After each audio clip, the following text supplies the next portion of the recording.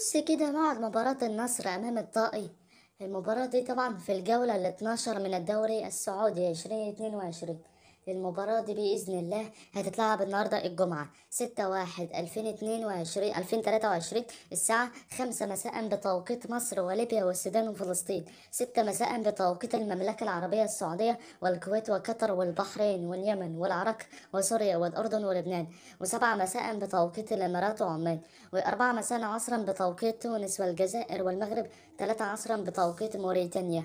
مع القنوات الناقلة في SCC سبورتس 1 اتش دي بصوت معلق عبد الله الحربي، SCC سبورتس 1 اس دي بصوت معلق عبد الله الحربي.